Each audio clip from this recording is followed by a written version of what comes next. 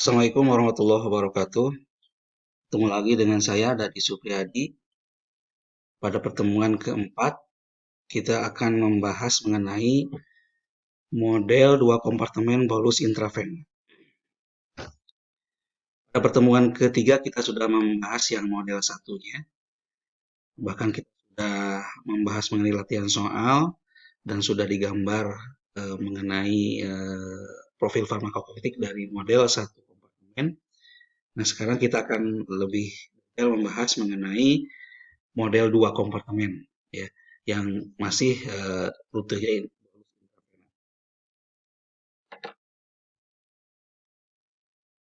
Nah, inilah gambaran mengenai kecepatan aliran darah yang melewati berbagai jaringan berbeda-beda, ya.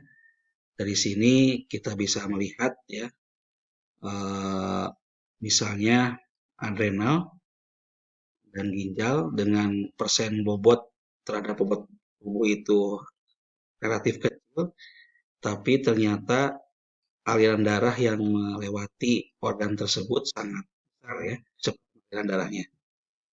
Bahkan sampai 550 ml per 100 gram jaringan untuk adrenal dan ginjal sampai 450 ml per jaringan, ya. Sangat kontras dengan organ yang lain, misalnya yang paling kecil di sini adalah jaringan konektif, ya, yang untuk menghubungkan, dan jaringan lemak itu hanya 1 ml per 100 gram jaringan per menit dialiri oleh aliran darah. Jadi setiap organ akan berbeda-beda. Untuk ginjal memang bisa dipahami kenapa harus kecepatan aliran darahnya besar, karena memang fungsinya untuk menyaring darah, ya. Nah, di sini ada pengelompokan jaringan berdasarkan suplai darah, ada yang suplai cepat, ada yang suplai lambat. Nah, di sini yang suplai lambat misalnya tulang, ligamen, tendon, gigi, dan rambut. Nah, ini yang menyebabkan ada obat yang bisa mengikuti model 3 kompartemen. Yang sudah disampaikan di pertemuan sebelumnya bahwa ada yang mengikuti model 3 kompartemen, di mana ada kompartemen pusat, kompartemen jaringan, dan ada kompartemen jaringan dalam, ya. Yang jaringan dalam biasanya ini, yang suplainya lambat.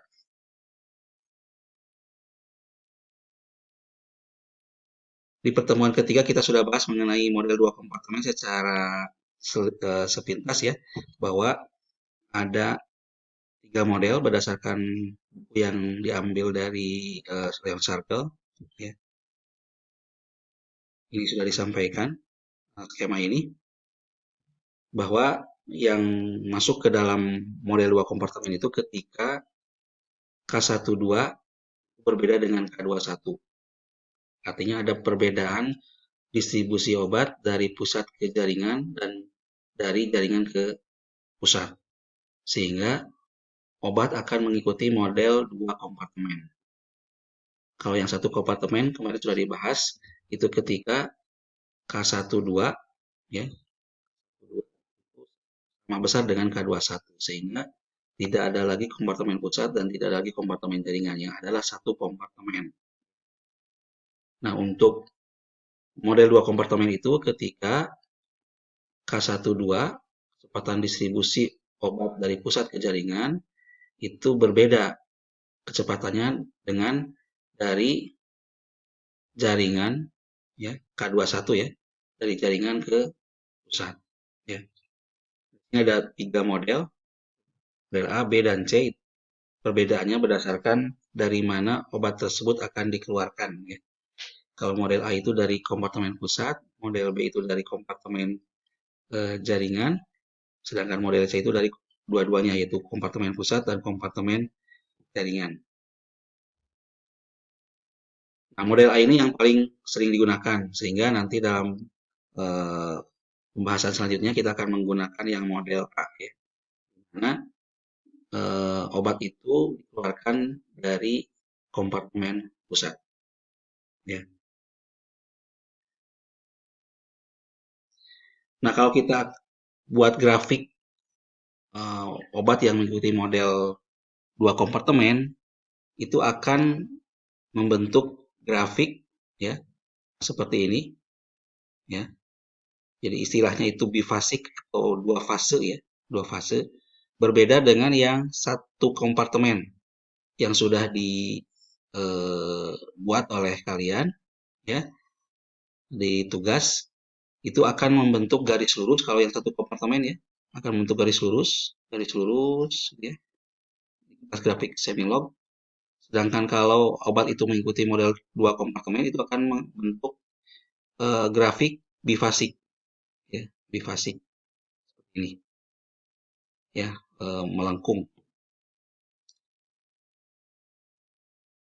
Nah, yang awal ini ya, kalau yang di grafik di sini yang ini ya, itu disebut fase cepat ya.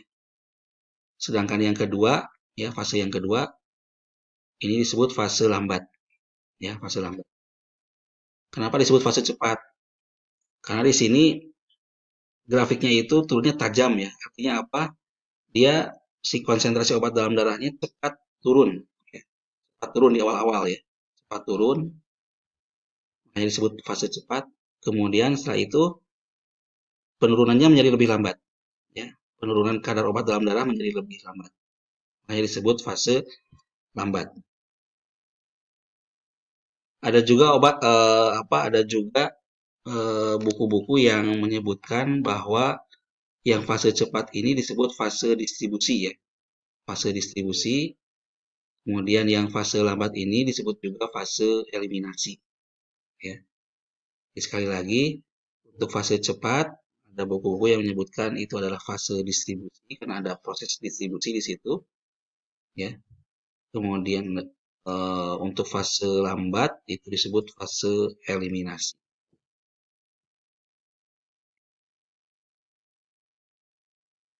Nah, ini persamaan umum farmakokinetik untuk model dua kompartemen bolus intravena. Ini persamaan umumnya.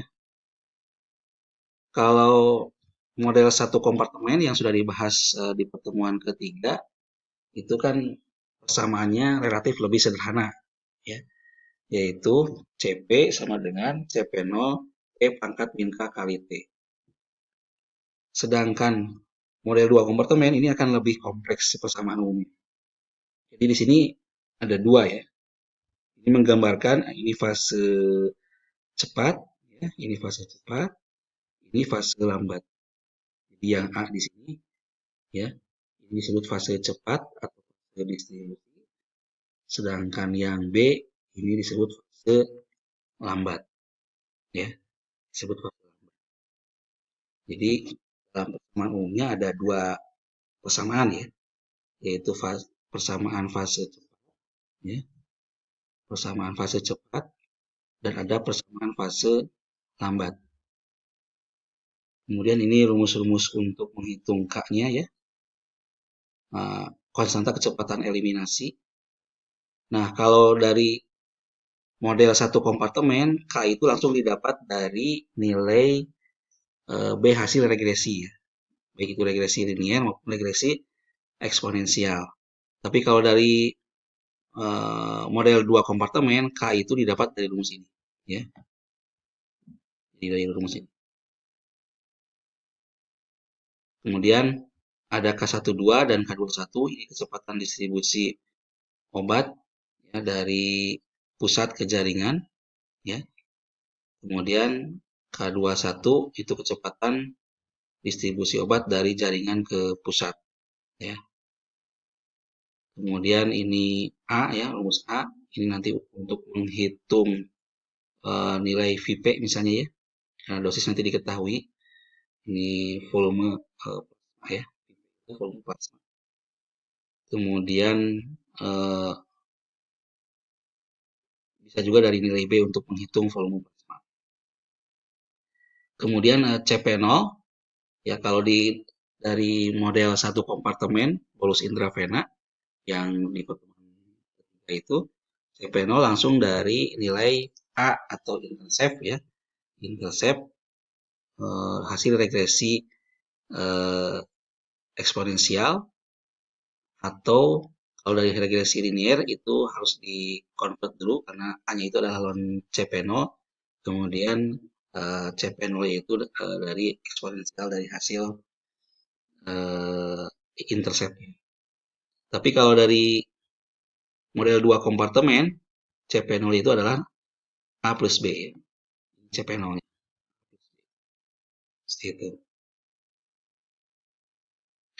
Baik, langsung saja kita ke latihan soal ya. Latihan soal untuk model 2 kompartemen. Di sini ada miligram obat diberikan secara cepat, injeksi intravena artinya bolus ya, pada pasien berbobot badan 70 kg.